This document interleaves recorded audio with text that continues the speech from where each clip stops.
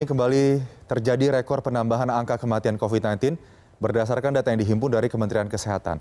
Kasus kematian di tanah air bertambah 1.566 hingga Presiden Joko total Widodo pasien COVID-19 menyoroti yang tren meninggal dunia lonjakan kasus mencapai COVID-19 di sejumlah provinsi luar Jawa Bali. 80.998 Tercatat, orang. provinsi di luar Jawa Bali menyumbang 54% dari jumlah kasus positif COVID-19 secara nasional.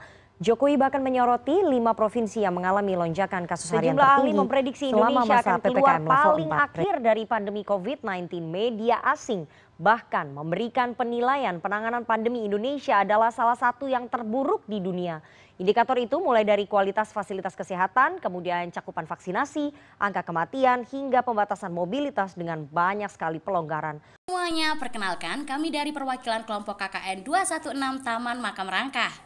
COVID-19 yang semakin meningkat menuntut kita untuk selalu menerapkan hidup bersih dan sehat, yang juga merupakan salah satu upaya dalam mengurangi resiko penyebaran virus COVID-19.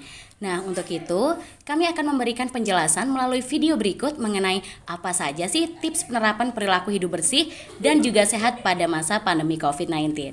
Terkait dengan pemilihan jenis masker, pada dasarnya setiap jenis masker memiliki fungsi dan tujuan yang sama, yaitu untuk melindungi diri dari debu dan penularan penyakit. Pertama, ada jenis masker kain, yaitu masker yang penggunaannya bisa dipakai berulang kali. Kedua, ada masker medis, yaitu masker yang tidak dapat digunakan secara berulang. Saat teman-teman akan menggunakan masker medis, pastikan ukuran sesuai dengan wajah, dan tidak kebesaran maupun kekecilan. Sebelum menggunakan masker, pastikan teman-teman menggunakan hand sanitizer terlebih dahulu ya. Jika masker dapat dua warna seperti biru dan putih, maka pastikan sisi biru berada di luar dan sisi putih berada di dalam. Setelah itu, gunakan masker. Pastikan kawat hidung berada di atas dan tali pada masker terikat di telinga bagian kanan dan kiri secara pas. Tips kedua dalam menerapkan pola hidup bersih dan sehat saat pandemi ini adalah dengan melakukan cuci tangan secara benar. Jadi teman-teman, dalam melakukan cuci tangan, ada hal yang perlu diperhatikan loh. Mencuci tangan merupakan kegiatan yang sederhana, tapi mampu membantu melindungi kalian dan keluarga dari berbagai penyakit menular. Apalagi di masa pandemi seperti sekarang ini. Mencuci tangan menjadi salah satu protokol kesehatan yang wajib dilakukan untuk mencegah penyebaran virus corona. Nah, berikut akan kami berikan tips mengenai cara mencuci tangan yang benar. Basahi kedua tangan kamu dari telapak tangan sampai pertengahan lengan dengan air bersih yang mengalir. 2. Tuangkan sabun secukupnya dan oleskan ke kedua tangan kamu hingga menutupi seluruh permukaan tangan. 3. Gosok kedua telapak dan punggung tangan kamu secara bergantian. Jangan lupa gosok juga jari-jari tangan dan sela-sela jari sampai bersih. Lalu, bersihkan juga bagian bawah kuku.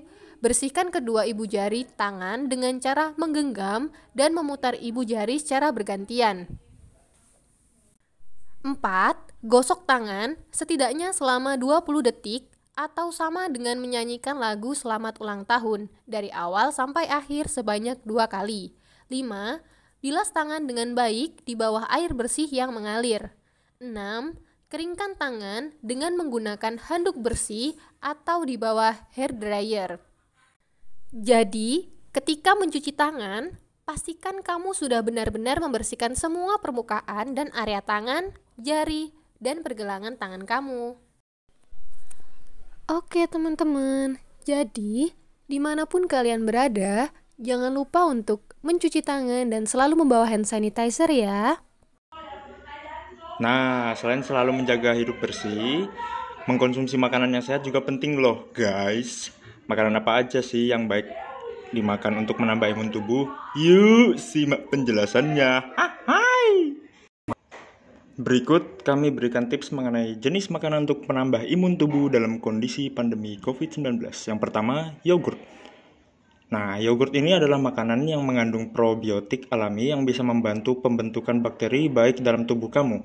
Nah, carilah yogurt yang ada tulisan kultur hidup dan aktif pada labelnya seperti yogurt Yunani.